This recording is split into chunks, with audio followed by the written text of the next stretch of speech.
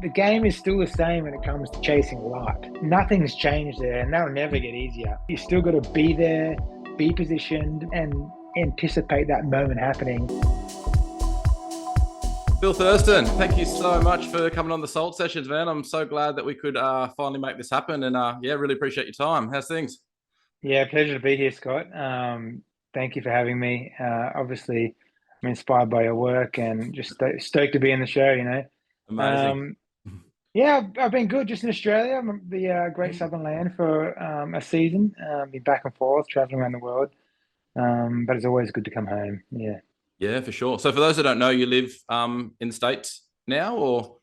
So I'm back and forth quite a lot Uh-huh. between California and the South Coast, New South Hmm. Wales, where most Yep. of my work is done. Hmm. But I'm also conscious of uh, still chasing swells a bit, not as much as I Yeah. used to. Yep. Married life has its trajectory in some ways, but Yep. yeah, still getting the water as much as I can when I'm back and over there too. And have a lot of plans to continue traveling and shooting the ocean and building my portfolio. Yeah. Amazing. Yeah. So, I mean, I'm guessing like pretty much anyone watching this that's found it through knowing me is going to know your work and be a fan of your work. But I guess it's We one don't thing. know. I guess it's one thing to see like all the photos on Instagram and everything, but maybe can you just give us a little bit of a background of, photography in itself, like how you got into it, how you got a camera in your hand? Was it kind of always the plan, or how did it all begin? Absolutely. So to go way back when, I started shooting well over well over 20 years ago now. Hmm. Makes me feel old, but I started getting amongst waves in like where I grew up in Narooma, South Coast, when I was about 8 or 9 years old. Um, very young, just started bodyboarding. My two older brothers, they were right into the whole bodyboarding scene. And we ended up just having a huge bunch of mates that all got into the waves and into the shoreys and absolutely loved it and developed into a bit of a competitive lifestyle to a degree because there's so many of us down the Hmm. coast just bodyboarding. We really rode that wave of bodyboarding into the industry's kind of peak. Yeah. But I was an adamant, wave rider. I just absolutely Mm. loved it. Every morning, every night, I'd just be in the waves. And um, eventually it came around to all through my school years, and eventually it came around to going to the big rock, Hawaii, the proving ground. Yeah. Um, and I was 17 at the time, and me and another buddy were the first of our crew to kind of go over to Hawaii. And I just realized I didn't have the personality Hmm. and the tenacity and the aggression to really succeed as a wave rider. Uh-huh. I remember being out at Pipe for like all day, like 6, 8 hours, and catching like one wave, which was my Yeah. wave in.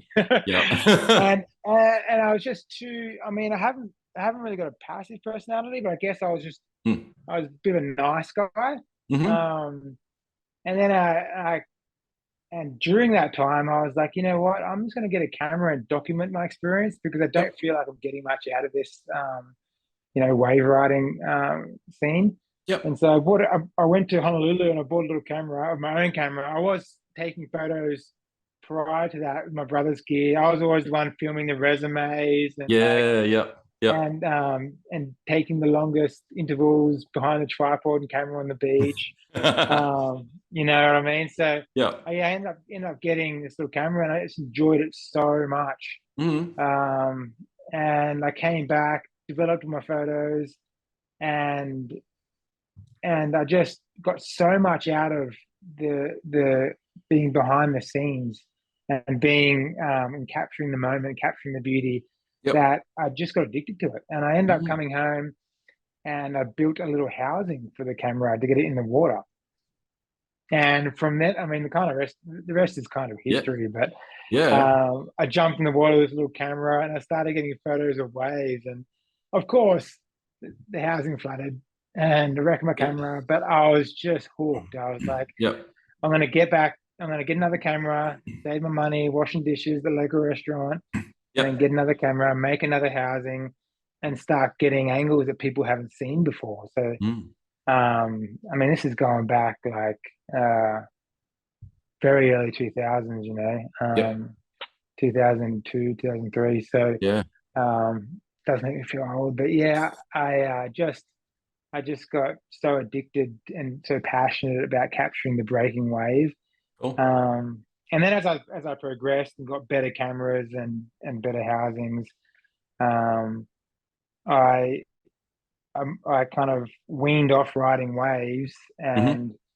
and started full time photographing my brother, who Yep. went on to be a professional wave rider, Yep. and helping my older brother, who went on to be a professional surf filmmaker, Hmm. helping him get angles and shoot and build his housings. And I was the camera guy, and Cool. I Yep. became kind of the media camera guy.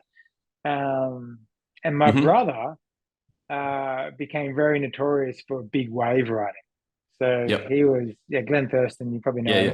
Yeah. Yep. Yeah, he became like the guy who didn't not make a barrel, and Mm. he would take off on anything. He still does. Yep. Um, late 30s now, and he'll still take on the biggest waves. And Yeah. Saw some footage of him recently, on YouTube the other day. Yeah. yeah, recently Yeah. he just went out there and Yeah. showed that he Yep. was and might always be the king of certain spots. Yeah. Yep. Um, but it was my like personal obligation just to never miss a wave.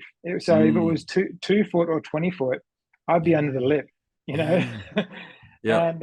and people would just be amazed at the link ups that we'd get in big waves and small waves, um, and eventually, like, and he got to the point where he was.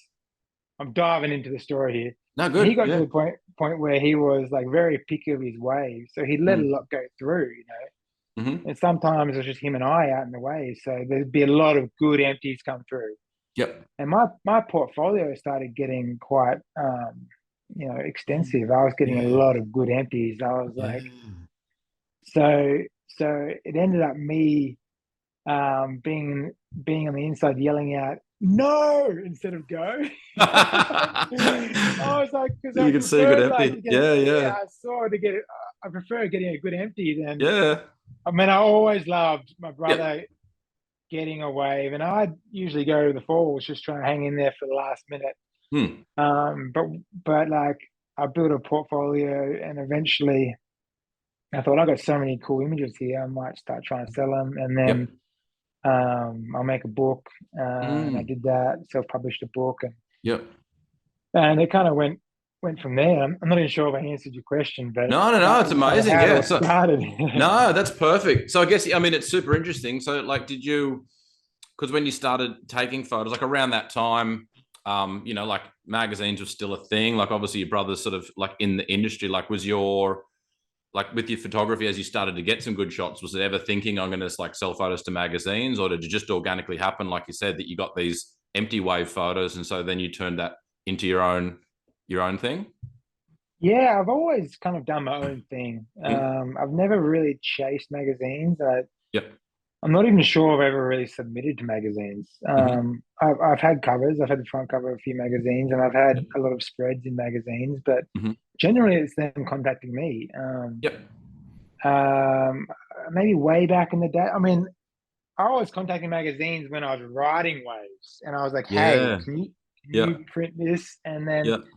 it's funny how like I didn't have a lot of connections, and I wasn't like that popular in the lineup when I was riding waves. But Mm-hmm. when I became a photographer, I was everyone's best mate. Yeah. You know, Yeah. Yeah. For sure. it's funny. It's I funny know. like that. Yep. But yeah, I guess I definitely always kind of did my own thing. Mm-hmm. Uh, I've always found my own little niche and my own way of thinking Yep. and develop my own perspective on things Yep. through experience and through encounters and through being in the raw ocean energy. I've really developed a sense of connection to the ocean. Hmm. And from that, I've drawn like a very like individual perspective on how I see everything. Yeah. And often that individual perspective didn't necessarily gel with the mainstream narrative, you know. Hmm. So Yeah. I I really did, you know, you could say I tended to spiritualize things a little bit and get Mm. going on the deeper side of interpreting nature. Yeah. And that didn't always gel with, you know, like a wave magazine or a surfing Yes. magazine or Yeah. a bodyboarding magazine, you know. Oh. So I Yeah. felt like I was a bit um, I was a bit like kind of like left field Hmm. from the Yeah. main industry, and well, that's okay because Mm. I just really enjoyed what I was doing, Yeah. and I didn't rely on my photography and my portfolio as an income. I always worked very hard. That could be another question, but I always worked very Definitely. hard um, to not rely on my passion as a means of a living. So I could do whatever I wanted with it. You know, I had Cool. freedom in that sense. 100%. I mean, that's definitely another question. And just like, I guess, to stem from that. So, yeah, what has been your path with photography? And I feel like I've like heard you mention somewhere or maybe write in a post or something like the idea of that a lot of time, unfortunately, like being artistic and being business minded doesn't always go together. But Yeah. but maybe you feel like that you've kind of maybe had that like business kind of, mind or idea to kind of like create something. So how's that worked for you in your career with, I guess, with your photography, but Yeah. then be interesting to see what else you've done as well. Mm, Yeah, great question. mm, I do see a lot of very talented guys getting really good imagery, and really good work mm, and struggling to make a penny out of it, mm. which is super sad. And then I've seen the opposite end of the spectrum, not to be judgmental, but Huh. I've seen some people, very business minded people, making a lot of money out of images that, you know, like questionable. Yep. Hmm. You go into some galleries like, oh, that image is 15 grand. Okay. Mm. Interesting. Mm, But I have always been entrepreneurial. My family has always been very business minded, and myself, my two brothers, the three of us, have always been very entrepreneurial. We left school, and each one of us got straight into business. I started my first business when I was 17, mhm. building camera housings. Yeah, awesome. Yep. Ironically enough, and Hmm. I made one for myself, and then I made one for my brother. And next thing you know, people are saying, "Hey, where'd you get that from?" I built Yep. it, Hmm. and I think I built about 160 of them over Yeah, five wow. years. Yeah, nice. And but I didn't intentionally go into manufacturing to work 7 days a week. You Mm. know, I thought business owning was a way to financial freedom and have more time to yourself. You know, but it wasn't the case. It was like, you know, you never left work. You were Mm. always working. Yeah. And from that season, I got into video editing and motion graphics Okay. and website building. As I kind of became the whole package of, Hmm. you know, I want to advertise my product. I want to innovate my product. I want to build a website and sell my product. And then my brothers were like, "Hey, you can build websites now and housings. Hey, can you build me a website?" So, and then, "Hey, can you design my logo or design my graphics? Mm. Hey, can you do this animated, you know, Yeah. logo animation for me?" And so I went into a season of full time website development and Hmm. coding and all the website computer stuff. And then I was like, I don't enjoy this either. You know, um, all I'm doing is up. I was working all day in a factory, and now I'm working all night on a computer. Yeah. And I was like, all I want to do is shoot photos of waves. Mm. And so I ended up finishing up with the housings, ended up finishing up with the website design.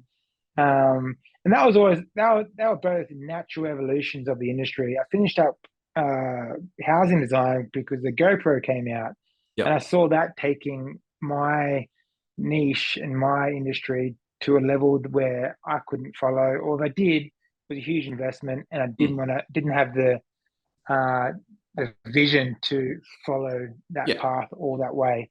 Hmm. And same the website, I was building custom websites into Squarespace and Yeah. Shopify and Yeah. WordPress came out. So I was Yeah. like, well, I'm not competing with those giants either. Mm. So I eventually just started my own photography business, doing real estate photography, Okay. the Cool. most mundane of all things, Yeah. Yeah. There's and plenty of work, but plenty of work. And so yeah. I could schedule my shoots for Mm. 10 a.m., 12 p.m., and 3 p.m. and still Yeah. get the afternoon light and the morning light. Sunrise and sunset. Yeah. Um, yeah, so I did that for like 8 years, and plus odd jobs too. Yeah. I do. Um, again, I worked. I've never not worked. I've always been have a very good work ethic, Yep. and haven't wasted my time Mm. in too much. So it gave me a lot of kind of.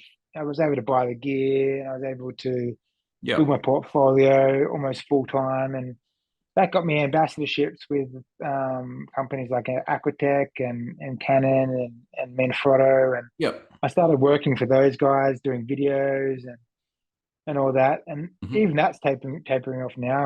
I'm not doing so Okay. much ambassador work anymore. I'm just Hmm. um, building houses now. but Yeah.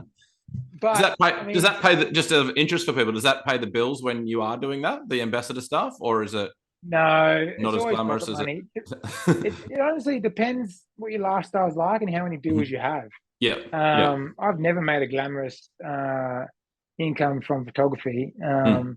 And even and the whole time I was also selling prints. Yep. I've sold a lot of prints, but Mhm. that's tapered off now too. So I see my career coming in waves and riding the waves. I see everything in waves. Yeah. Cool. Yeah. I mean, waves are so symbolic. Like, I'm not going Yeah. to go off on a tangent, but they are very symbolic. And you can, and life is basically a giant wave pool. You're just constantly catching the next wave and the next trend, and using your business mind to maximize off that. Hmm. And even social media, I rode that wave Yep. for a while.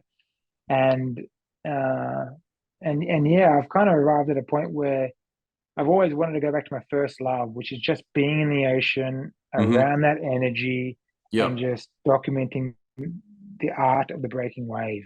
Yep. And that's kind of brought me back to writing my next book, and just getting super passionate about putting something out there that really inspires people Hmm. to kind of like take another look at the breaking wave and Mm. learn from it, and feel the energy and feel the connection that I have Hmm. with the ocean. So it's Yeah. just a blessing. It's just a blessing, really cool to be working on something that you can share with the world that has a lot of meaning, to Yep. yourself as an artist. Yeah. Yeah. That's awesome. I mean, it sounds like you're kind of very adaptable anyway, and you're not sort of spending too much time glamorizing the past. If something looks like it's Yeah. moving on, then it's time to move on, and rather than fight Well it. put. Yeah. Well put. Mm. You can't really dwell too much in the past. Mm. I made a lot of mistakes in my career. Um, could have, been a lot better off multiple times over. We've all got that story. Yeah. It's just about learning from the highs and lows that you have had, Hmm. um, and appreciating what you have, and being grateful for where you're at, instead of like constantly, hey, this person's been published um, Mm.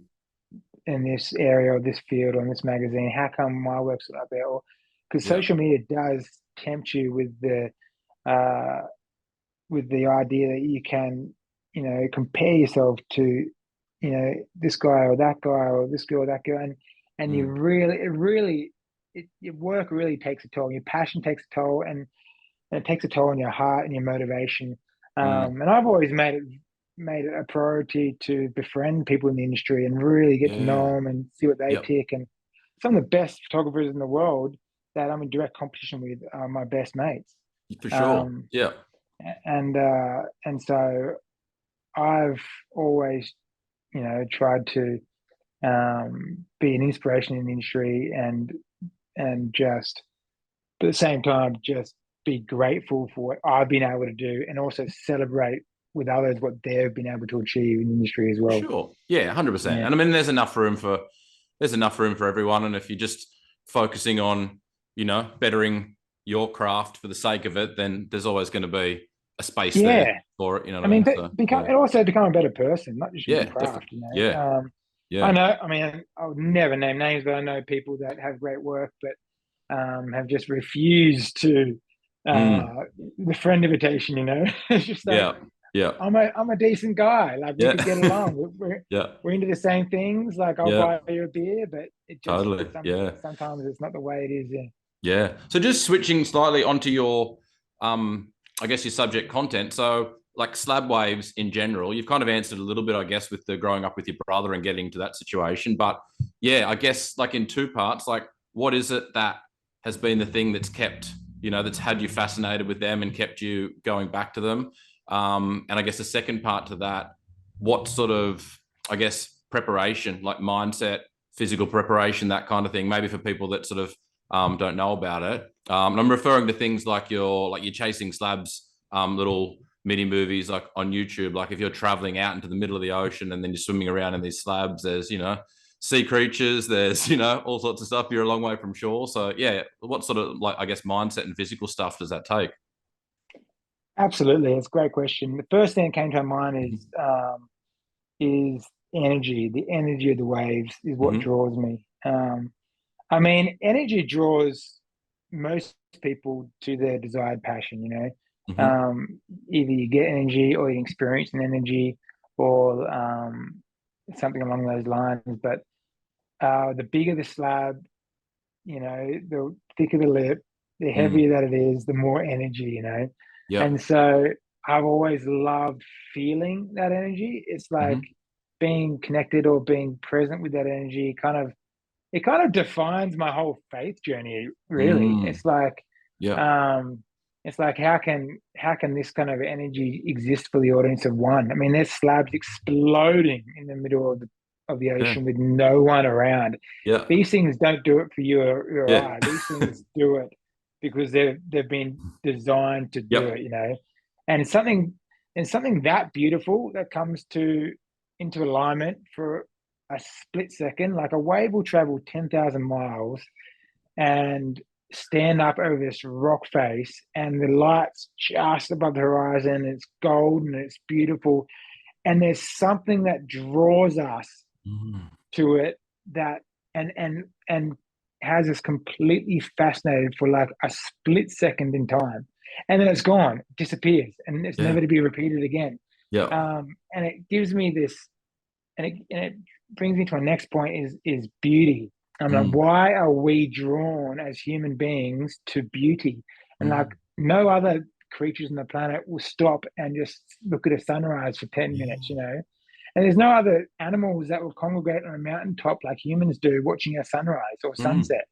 Mm. We just are drawn to beauty. And Yeah. I ask myself the question, why on earth do we appreciate beauty so much? And why do I go into the middle of the ocean, risk my life with all the creatures swimming in the ocean, which I Yeah. have been charged by numerous great white sharks? Yep. And I'm like, why on earth am I doing this to get one frame Mm. of something I consider beautiful? Yep. Is beauty worth risking my life for? Maybe Mm. not, but like we all do it. Yep. We climb a mountain. Like people get to the top of Mount Everest. Mm. Why? Yeah. Because the view is breathtaking and it's Mm. beautiful. And in that moment of beauty, I really feel like it's a split in time, it's a split in eternity where we actually can see like our divine nature. Mm. It's like, without getting Yep. too crazy on you, I'm just like I have all the same questions you have and everyone else has. Yep. And none of them really have been answered to the point where I can be like, that's it. I'm on the Mm. same journey everyone else is on. So like, Yep. but I marvel at this idea and this concept that beauty can exist for just a split second in time and then it's gone. Yep. Um, and the other side of your question would be the mindset I have to have is one of confidence for sure, Mhm. but knowledge is also a very confidence building attribute to have, like ocean knowledge. Yeah. So I can swim around in massive waves and like not get caught inside, Mm. not get washed up in the rocks, and not. I mean, I haven't been washed up in the rocks for years, and Yeah. like I will just run down to the ledge and just flippantly launch myself in the ocean in between like 8, 10 foot sets. And it's Mm. like, this guy's crazy. Like, but, and then I'll come in unscathed with a card full of pretty cool images Yeah. half the time. But I think ocean knowledge is one big thing, but also being prepared. Like Mm. I train every single day Mhm. without fail, just so, if something bad does happen, I don't want that fear driven neural pathway to kick in, which will stop me from doing what I love. Yeah. Um, I haven't been jumped in a certain place anymore because I was chased by a shark, or I Yeah. haven't been to certain waves because I had a really bad experience out there. So I Mm. think avoiding like moments where you get really afraid, just through training and through knowledge, is key to advancing um, your craft to a Hmm. professional level. You Yeah. just got to be confident in what you're doing Yeah. and do the preparation Mm. required to, collect the assets that people, that are going to build your portfolio and people love to see. Yeah. Yeah, no, cool. Yeah, it's fascinating because I've asked this to a few people, and it's like it comes back to that same thing all the time because the casual observer who doesn't go out there immediately thinks, oh, that's Mm. how could you be out there? But I asked the same question to Russell Ord, Mhm. and Oh, yeah, he's crazy. He's yeah, next level, right. man. He's a Yeah, I know, legend. right? But he said the same thing. Is like people say I'm crazy, he goes, but it's time spent doing it. It's the more I'm out there. He's like, to me, like when I'm out there, I'm not in as much danger as a casual observer would think because I've been there so many times and I understand how the Yeah, ocean works, that yeah, kind of thing. So yeah, yeah, no, it's exactly. really interesting. I wouldn't get off my jet ski either. Right, Russell Yeah, Ord is a living legend. yeah, Like, yeah, I don't care. I don't think I'll ever be at a fitness level or confidence level where I do stuff. So he's getting really cool stuff, and that's his thing. mm, I mean, yeah, and my thing's always been like, if it's been shot to death, mm, and if I can't get something a new perspective, or I can't really dig my heels in and get something fresh from the area, then I'll go to another area. And I've always yeah, been very explorative in that sense. Like mm-hmm, I'll just I've explored so many coastlines and yeah, just found little nooks and crannies that I just like, and I get really cool images that no one's got. mm, And I mean that I feel like at time is becoming harder and harder to do that because there's just so many aspiring photographers, and no matter where you go these days, there's someone seems to yeah, be someone there already. yeah, I think we lived through the golden age where you actually could go to a spot and shoot something that was fresh. And I remember flying my drone above a local South Coast slab, and I'm pretty sure no one else has ever done it. I yeah, mean, it yeah, was like a Phantom One, didn't even have a camera on it. yeah, I rigged it up myself and flew it up, and I couldn't see what I was doing. The drone flew out to sea, but I still managed to get a couple of shots. yeah, And I love that innovative. And if you go back and look at, the stuff I've been interested in, it's always been like, oh, has this been done before? Maybe it has, mm, but I haven't seen it, so I'm gonna give it a crack. yeah, Like back in the day, I had board cams and I had like cams mounted to the back of my bodyboard and I was riding with them before GoPro was even a thing. So yeah, like, yeah, yeah, um, and when GoPro came out, that passion just died because I was like, oh, now everyone's doing it, and that was a bit of a golden age. mm-hmm, Kind of like fashion, I'm sure perspectives will be yeah, rekindled and recycled. They'll go back through and become cool again. But yeah, I'm just grateful that like I lived through an age where I could, you know, in a way, selfishly like go mm, and capture things that I'd never seen before, and I'm so grateful for that. I kind of feel for the next generation, the young guys coming up, and they're kind of carrying this burden of like, well, it's already been done. What's the point? yeah, But I really feel no matter when you go in the ocean, just to the younger listeners, mm, no matter when you go in the ocean, it's never the same. There's yeah, always something that is happening that no one's seen before, and just to be inspired to stay consistent. because consistency is honestly how you build your portfolio and how you get good. Because you look at your images, you go home, you shoot your images, then you go home and look at your images and be like, okay, how can I better myself tomorrow? Hmm. It's different conditions and it might never be the same again. So you just got to get out there, or and have a crack regardless of what other people have already done or what are doing, or Hmm. what's out there. So that's Definitely. just my little piece of encouragement to the younger It's Guam great. shooting. It's fascinating because I've actually got a question here I was going to ask you just about that in general. With, I guess it's almost like the commoditization of camera equipment and knowledge and that kind of stuff. It's like, I mean, back in the day, like your differentiator is if you knew how to correctly expose a film camera, then you're sort of ahead of the game. Whereas now it feels like Yeah. with the amount of YouTube tutorials, with the advance in cameras that pretty much are going to take a sharp, correctly exposed photo without Mm, even trying, is hmm the differentiator now that like the effort required to get a shot, as far as the effort required to go to a new location or to continually be at these spots that like to wait for the right light, that kind of thing? Is that what you think? Yeah, I think definitely the technology side of it has changed Mm, the game. I mm, mean, I feel like I've still got my best shot. I shoot with an R5 now, but I feel like I've got mm-hmm. my best shot with the Canon Mark II.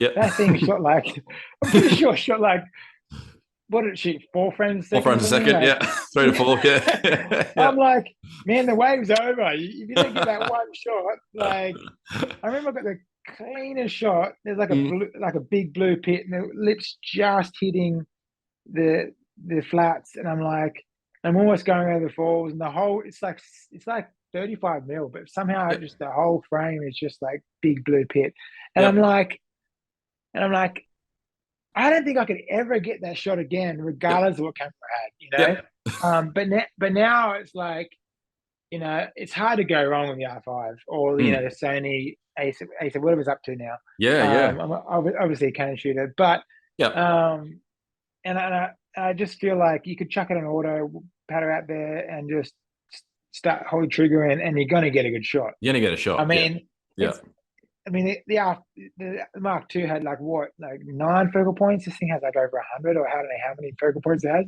Yeah. It's got eye detection, animal Yeah. detection. I'm Yeah. short like AI that wave detection. Like, Yeah. Yeah. I mean, yeah. So it's easier to kind of now clean, and they're such high resolution. You can shoot in Mm, 16 mil and scale it into yeah.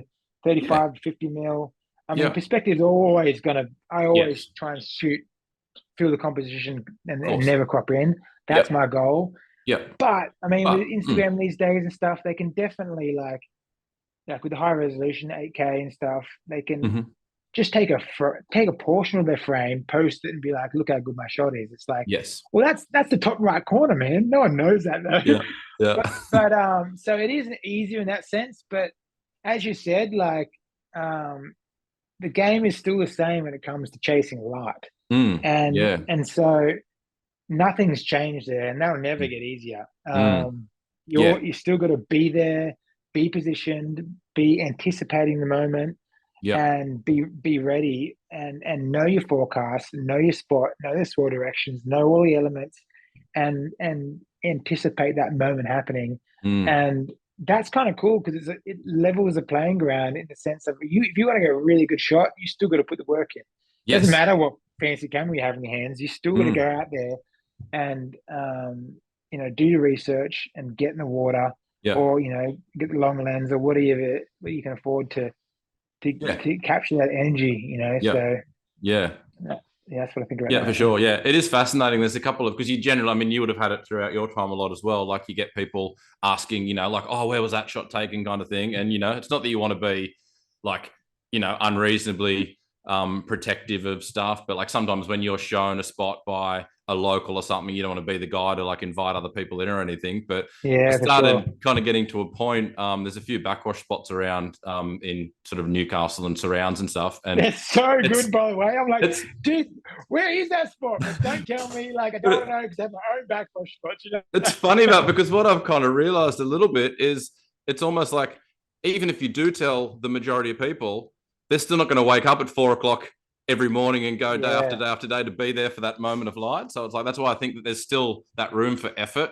Like in there, no matter how good the cameras are, you've still got yeah, to wake up. You've still got to go and be there in the moment and that kind of thing to get the shots. So for, yeah. for sure. And sometimes it's so condition dependent. Like I've got a shot. Um, I think it's on my site called Mirror Dimension, maybe. Mm-hmm. But like it's this backwash flare that's being reflected in this like puddle just after it rained, you know. Mm-hmm. Um, and I went there 100 times and never saw it do that. That was the one time. And I've been back there. I think I've been back there probably 100 times, and it's Yeah. never broke. Yeah. I'm Yeah. like, this place is just a giant hole now. Like, how on earth did it Yep. ever get? Yep. Um, Yep. and so like, I mean, with the way beaches change and swells kind of and tides just shift the coastline, you might get a shot that'll never happen again. Mm. Yep. And you can tell someone, hey, I got shot it here, and they'll go there and be like, really? You shot that wave here? That's Yeah. unbelievable. Yep. And yeah, and I guess like I've lost friends over not telling people where spots are, Yeah. Well, because I know their intentions. They're gonna just like exploit yep. it, and that's happened. Yep. I've seen that happen so many times, man. Yep. Um, especially if like a buddy shows me a spot, like Mm. I've like Totally. invested into a relationship to get Yeah. trust.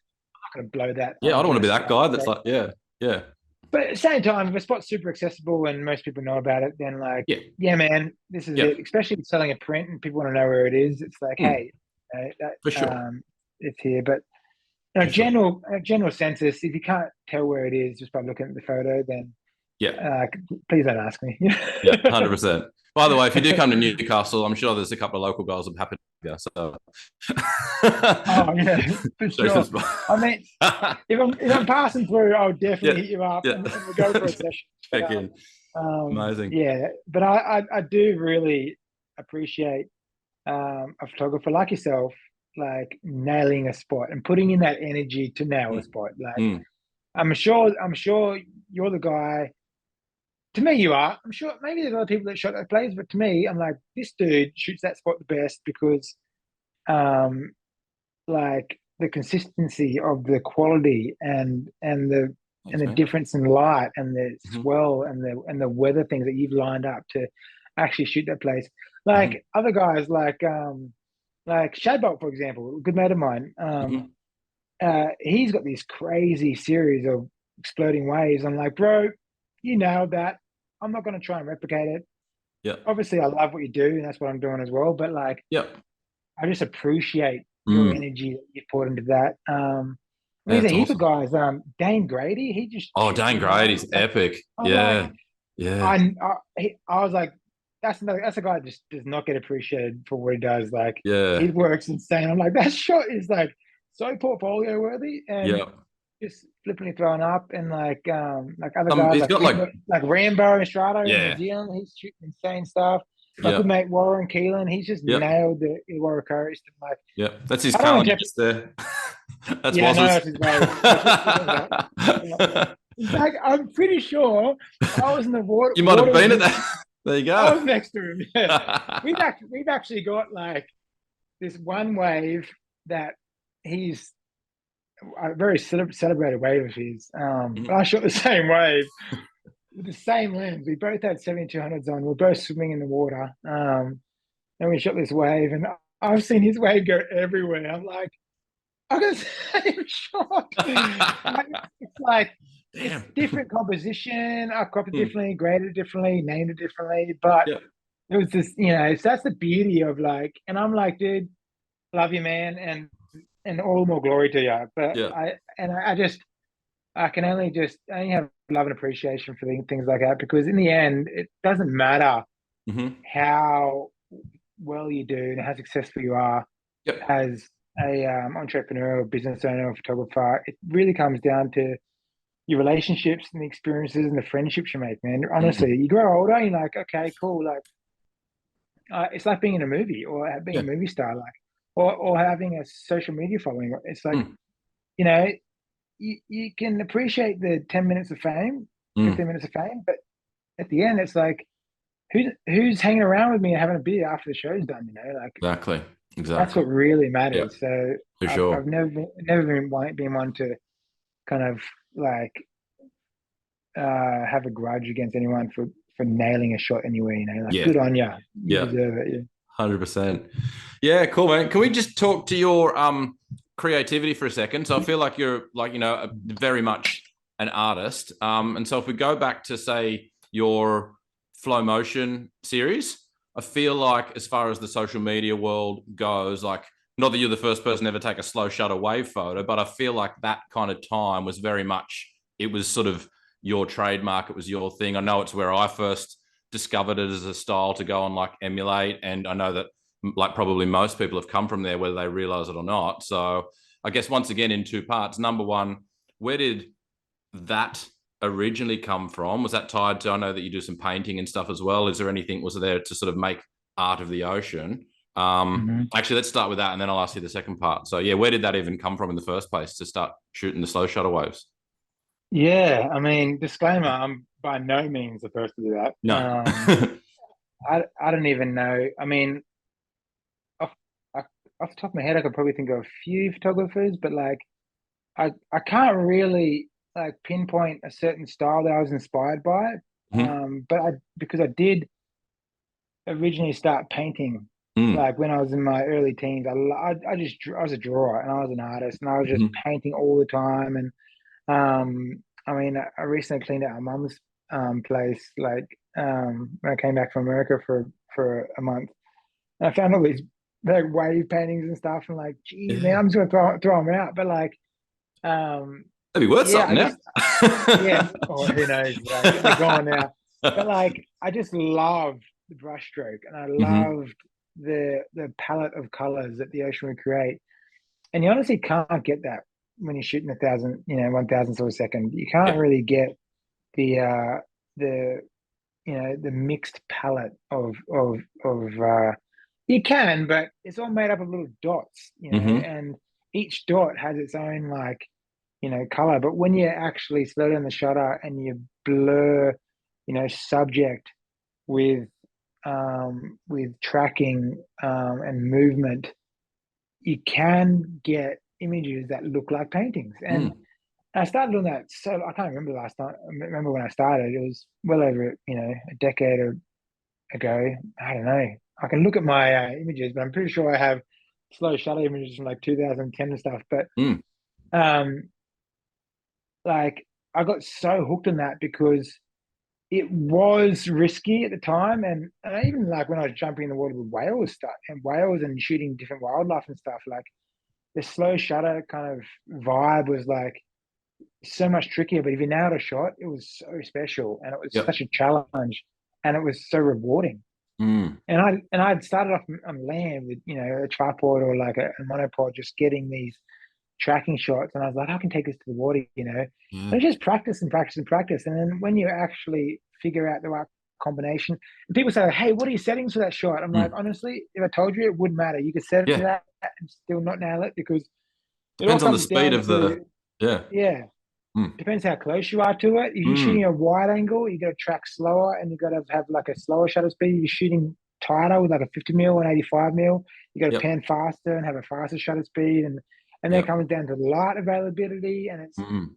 such a fine line between like nailing it and just getting like a blurry photo to a Mm. sharp blur. It's like, yeah, it's an art form in itself, just Yep. going after that. And so when you nail one, it's like so rewarding. And I guess I got hooked on it as like an artist. I got hooked on the idea of it, and I wanted to kind of translate and use that uh, style, that method of shooting on everything. And Hmm. so I kind of took that to all my spots, and I just Yep. tried to nail each spot with a slow shutter blur image. And I'd often shoot a whole session. Like sometimes I'd blow a whole card and be like, Yep. you know what? If I was shooting at like, thousands of a second or like 1600 a second, I would have nailed so many shots. Yep. And also the cool thing about it is that you can jump in the water at dark, and instead of shooting at like, 1600 or 3200 ISO, you can shoot at Yeah. like 160 ISO and so you're not getting this again, like cameras, the ISO and the denoising and the AI and the It's topaz and all getting that stuff. better, but still. It's Yeah. so Mm. much better. Mm. But back in the day when you shoot with the 5D Mm. or you don't want high ISO. You can't use a high ISO image. It looks like rubbish. 100%. Yep. Um, and so I was getting these really clean, low noise images Mm. before the sun got up, and I was like, I can utilize the first 30 minutes of golden light Mm. without getting noisy images. It's Yep. beautiful. So I'd actually shoot, and I still do. I'd shoot slow shutter up until the sun came up, and then I'd Yep. just flick it to high shutter speed and start and go from there. Yep. Um, Yeah. so Amazing. it wasn't just a way to be artistic, but it was also a way to use the full spectrum of light in the mornings and have the opportunity to build my portfolio Hmm. Yep. in a sense, in a way that other people hadn't seen. For And sure. also when you're standing on like a jet ski out in the middle of the ocean shooting like a slab in West Oz or something, it's like it's so fun to do that because Mm. like you're not just documenting a wave, you're actually creating art with the available elements. Yep. Each time you slide that camera Mm. along the subject, you're like, I don't know what it's going to look like. Exactly. Yeah. Yep. And a lot of the times you shoot fast shutter speed and you go and you can see it happening through the viewfinder. You're like, I know what those images are You going to know what look it looks. like, Yeah. As long as you've nailed it, you but know what it's gonna look like. Yeah. Mm. yeah, you really need to go back and look at images. Did I Mm. nail that? Is it sharp? Like, Yep. and you're on the back, you're swimming around in the back of your camera. Is like, is that sharp? He's trying to Yep. zoom in while the next wave's coming. He's like, is that Yeah. sharp? And like, Yep. and recently, actually, this just year, I was shooting this slab down the south coast, and I was shooting slow shutter. And I was like, if I wasn't shooting slow shutter, that would have been probably my best shot. And Yep. I went back and looked at it, and it was just like I must have pulled out the last Mm. minute because Yeah. the Yep. frame was perfect, but Yep. it wasn't sharp, and it was Yep. kind of like, and I was like, man, I blew that. And I didn't stop thinking about it. All the good shots I got that session were irrelevant Didn't because I matter. blew that Yep. one shot. And I guess the second part of that, then, I mean, and I'm not sure if it's even something you noticed, but did you notice at all, like then after that, like that sort of, as I said, became a bit of a thing that people started Mm. to emulate? Like, as I said, I feel like you were doing it early on, and now you see it a lot.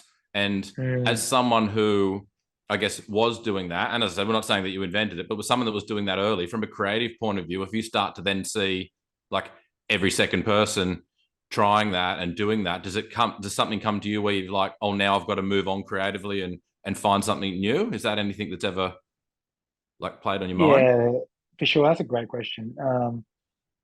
Obviously, like the higher saturation of a certain style of Mm. imagery, the harder it is to sell imagery and make money from it. But that has never been my focus. I mean, if I Yep. sell a print, that's a bonus, and I don't Yep. sell a lot of prints these days. But um, I do like.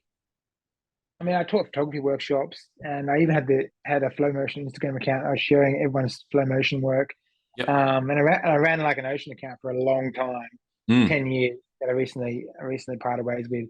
But like I was just sharing people's work, so I knew everyone's work. I knew what everyone was doing because I'd Yep. always have like an eye over the industry and seeing who's coming up and who's doing what and that kind of thing. And to Yep. be honest, I was just super inspired when I saw people Mm. capturing new stuff. For And sure. like and to be honest, I'm a human being, and there's a little bit of jealousy that crept in when I thought, like, man, I've been doing this for ages, and this young guy just nailed the shot. And like, Yeah. and I'm like, good on him, like Yep. you gotta appreciate natural talent when you see it, Hmm. and you gotta encourage it too, because like I had certain guys in the industry that encouraged me, like Phil Gallagher, for example.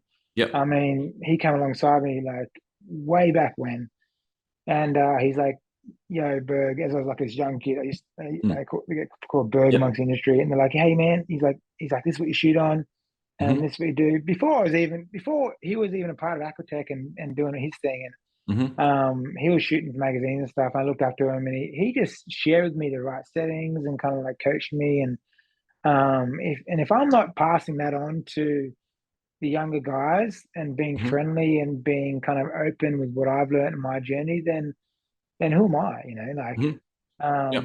and so, And so I've always tried to keep the mindset of encouraging the younger generation, because that really means a lot to Yeah. like a young guy coming up, to have someone like me or yourself that's been in the Mm. industry for a long time, just to say, hey man, like six shot. Mm. And that's kind of why I ran those accounts for a while, to encourage younger guys and to celebrate other people's work, and Hmm. really train myself, my mindset, not to become like, one of those bitter old guys that, like, I had my days. It's nothing like the old days, like just celebrate the new trending things, and get behind the up and coming guys, because they're standing Yep. on our shoulders, like, our ceilings are their floors, and just Mm. For sure. and really kind of not get too adamant about what's mine and what's yours, but actually just be stoked for somebody else when they nail a shot for themselves. So Definitely. So if yeah. I ask in a slightly different way, with your creativity then throughout your career, do you feel like it's been pushed or pulled in terms of has your creativity evolved through a need of like something like that? You've got a style, then you've seen a lot of other people start to emulate it. So then you're like, okay, now for some reason, like I need to create something new. Or have you found that your creativity's been something from just an inspiration that's come from somewhere else, and like you haven't really worried about what other people are doing, you've just kind of decided this is my new um you know I'd definitely say my creativity has been pushed from the peers in the industry. I've seen other mhm. guys get really cool shots, and like I'll be like, I'm gonna go there and get a better shot. Yeah, Like cool. Hmm. for sure. Like guys like C Mark and West Oz, and my Mm. mate Blakers and West Oz, like Yep. Blakers, like they're Yep. nailing, and like and Audie, and like guys over there, they're getting really Yep. cool stuff. I'm like, you know, I'm gonna go there and I'm gonna explore the whole area, and just um and be inspired by their creativity, but Yep. like experience what they're experiencing through my own eyes. Hmm. Um and honestly, that makes all the difference Hmm. sometimes. Like Yep. some people can see things their whole life one way, and then somebody else like myself can come along and be like, okay, well, I've got a different background. I've been trained differently. I want Yep. to capture it in a different way. Hmm. And for sure, that challenges my creativity uh, to a new standard. And because you kind of like, you're seeing the standard, you're seeing the benchmark, and it's not like how can I better that? It's like how can No. I interpret that for myself? Yep. And just by drawing from the inspiration of these guys that are doing it and going at it for yourself, that's just in that in itself actually a new like side of your portfolio and your style and your creativity can blossom and come out of just even trying to replicate people's photos. But like you can't replicate my photos because Mm. like firstly that moment's probably never going to happen again. Yep. You can get something Yep. similar, but Hmm. like the way I crop it, and I mean if you're blatantly going out and like copying someone, trying to copy somebody's work, that's Yeah.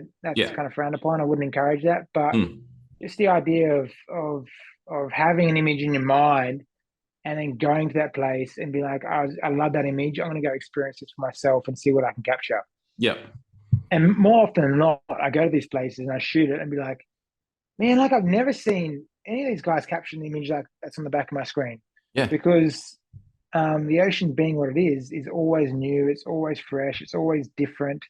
And there's so much, like you said earlier, there's a piece of pie for almost everyone when it comes to Hmm. the ocean. Yep. And obviously I've done a lot of my own exploration, and I've shot Yep. waves that I don't believe some people have even been at or Mm. been to and shot. I haven't seen any imagery of it. So there's two sides of that coin. Yes, I do get inspired and go out there based on other people's work, but also I definitely love to find somewhere or see something or go to like, look on Google Maps Mm. or like look at the topography and be like, there's got to be a sick, backwash wave here, or there's got to be something cool going on here. Or you notice something one day and you go back there in different conditions and just check it out. I've done that a lot.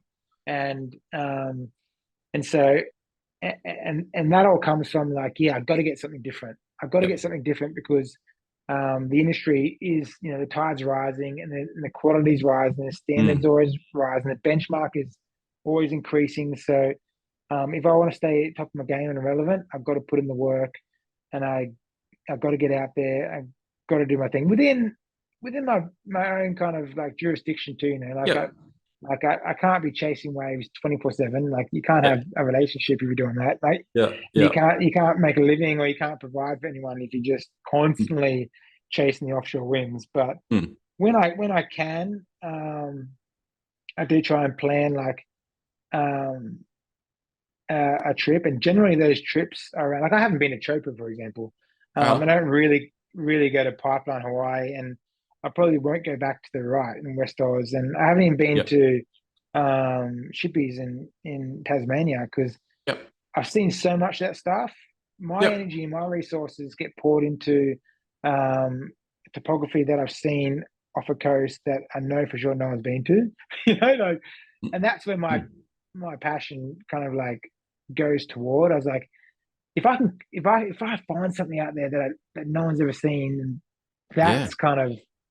that's where I get my motivation from. Like I'll get Yep. the ski, I'll get the four-wheel drive, and I'll drive to the closest as I can, launch a ski, and I'll drive for 2 hours in the middle of the ocean and try and shoot this thing um, Mm. that that I haven't seen before, because uh, that's where I draw a lot of my inspiration from too. Like Yeah.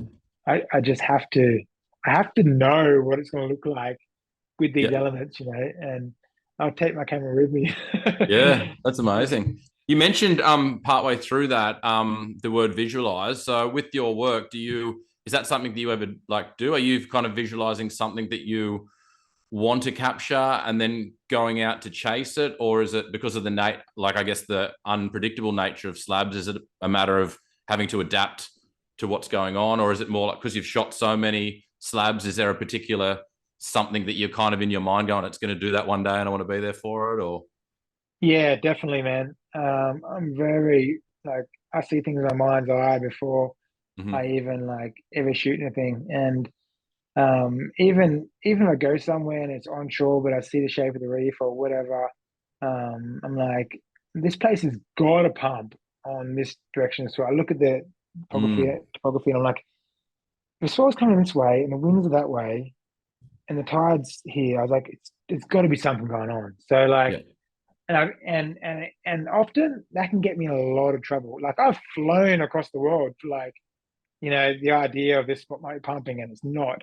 Just sitting in the rain, just waiting for something to happen, but nothing happens. I'm like, and my brothers actually call it the the black eye, which is like, you get a black eye if you get in trouble and you cop one to the head. But like Yeah. the black eye in this sense was like, there's a wave called Blacks Mm-hmm. down the south coast. Mm-hmm. And it's a sick wave, but it's super fickle. Like you can go there whenever it's offshore and it's onshore, or you Yeah. can go there whenever it's onshore and it's offshore. It's like, and you can go there whenever it's pumping, but it's flat. It's like the weirdest thing. Yep. But like, it's such a sick wave that I'd all during growing up, and it's like a 6K walk to get there. Mm. Yeah. And so many times they're like, "Oh, where's Berg?" He's like, "Oh, he went to Blacks."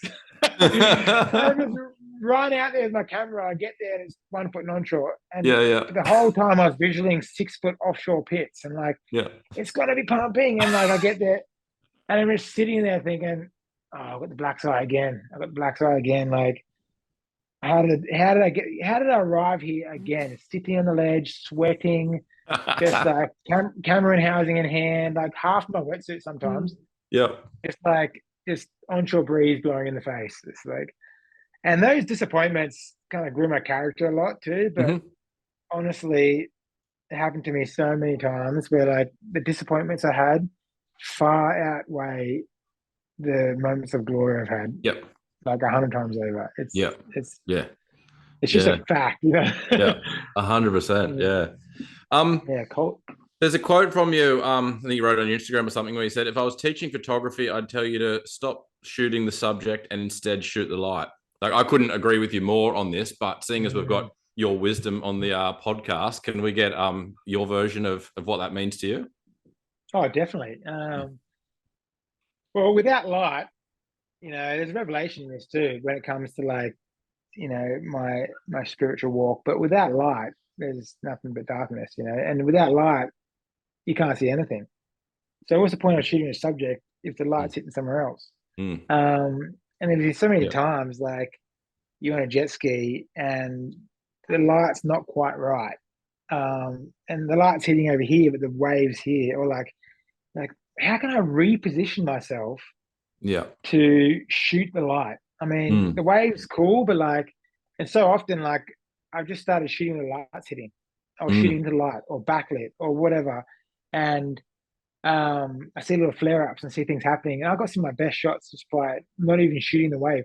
Like one particular shot, oh, what is it called on my website? Never mind. yeah, I might text it to you, but yeah, but cool.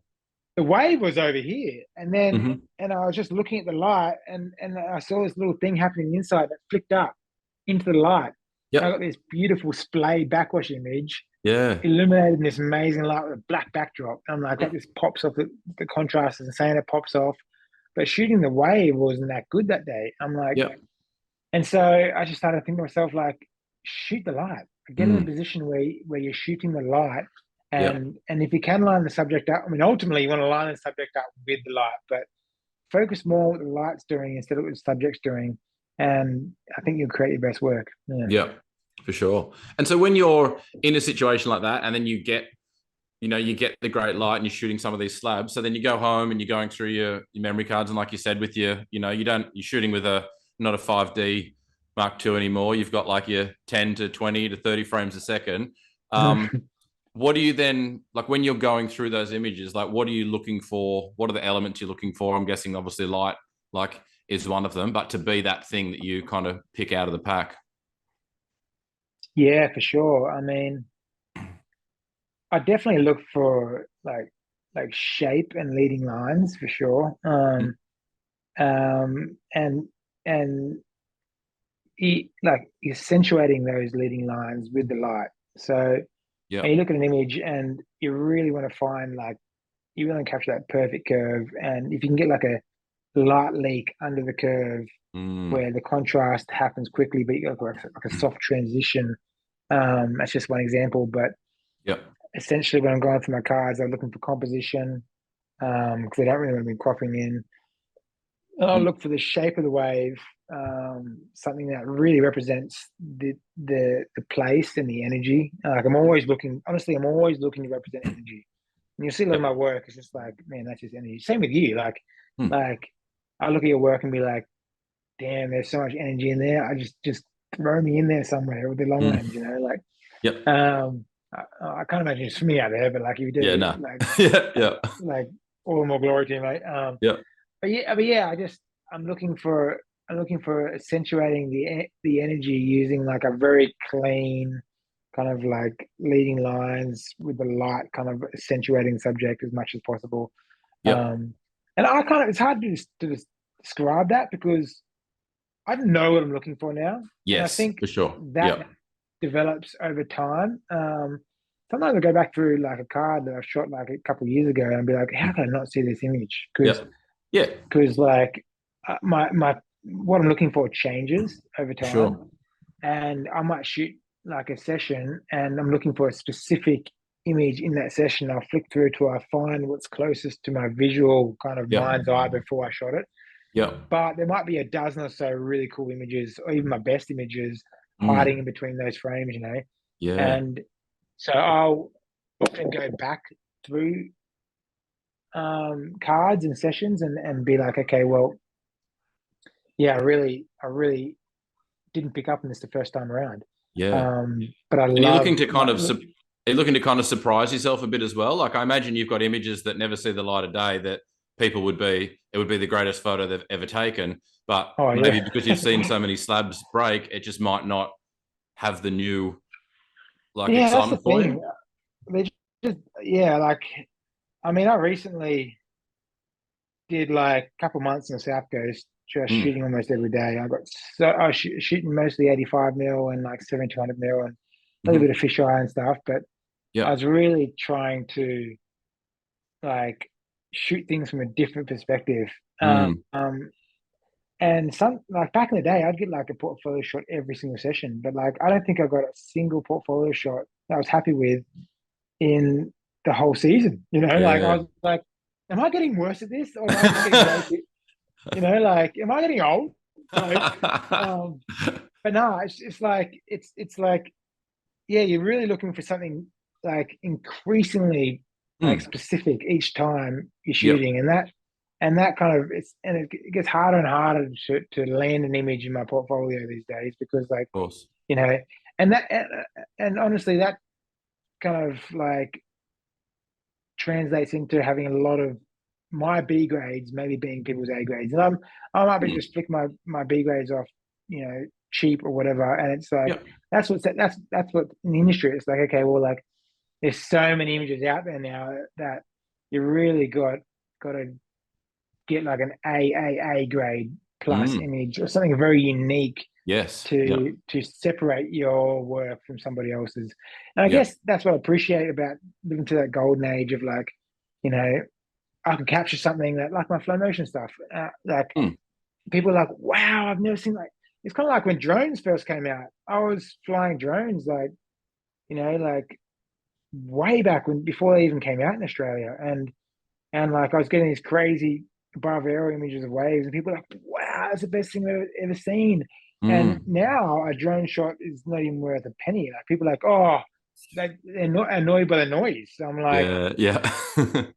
just the way things kind of like evolve is fascinating to me. And I guess having said all that, what I'm looking for now is the timelessness of an image. Mm. And Yep. so, and some of my images, I might have like a couple hundred up on my portfolio site that like Hmm. will only ever be available on my website, Yep. and and I could probably strip that down to maybe 20 that I'll still be proud of in when I'm Yep. 80 years old. Mm.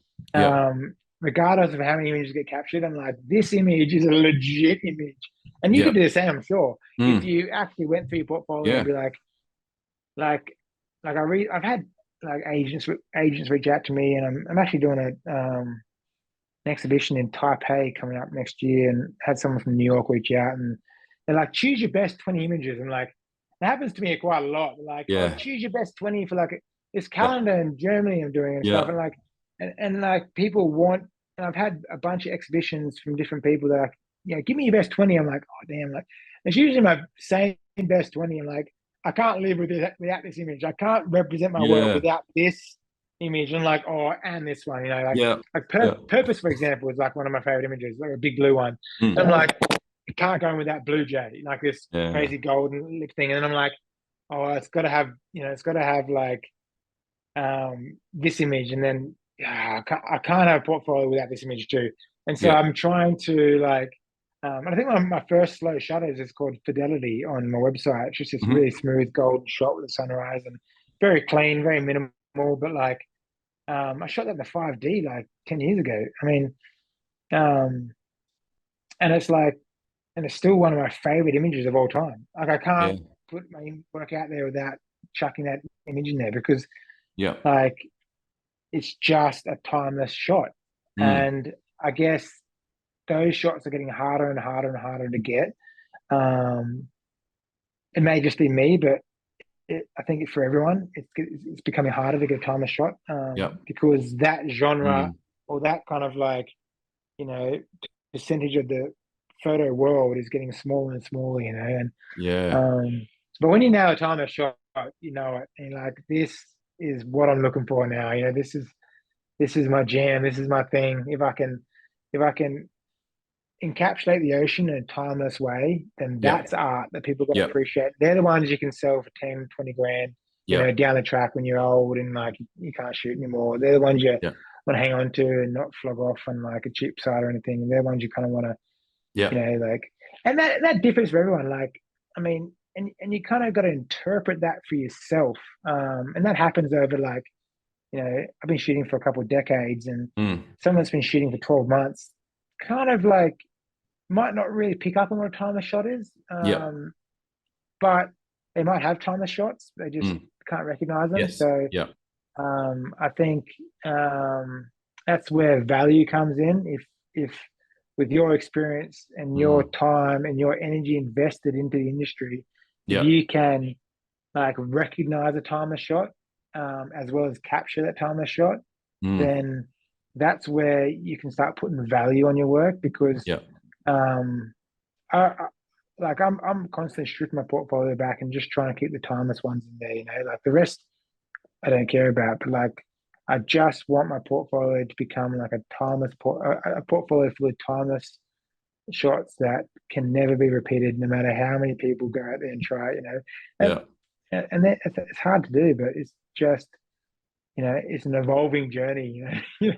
That's incredible, man. That's so amazing. And I'm glad that I chose the Chris Burkhardt book to have in the backdrop because it's literally that's one of the things that I've kind of like learnt from like all I've got like every book he's had. He's probably the reason why I started taking ocean photos. And Yeah, that's def Chris is a legend. He's like a yeah. very And that's big one of his inspiration. main lessons. He's like, my Yeah, goal is for you not to be able to tell when this photo was taken. You know what I mean? Like yeah, he's yeah, like, exactly. if I can capture that, then I've done my job, kind of thing. And yeah, I think that's amazing. Exactly. Yeah. So Mm, yeah, I couldn't agree more, and I mm, totally resonate with what Chris is saying. It's like mm, if you can capture a shot in 2010 mm. that will still be worth an increasing amount, or like still people can look at it in 2030 and be like, dude, that shot is insane. Like that Mm. is the goal of photography, you know.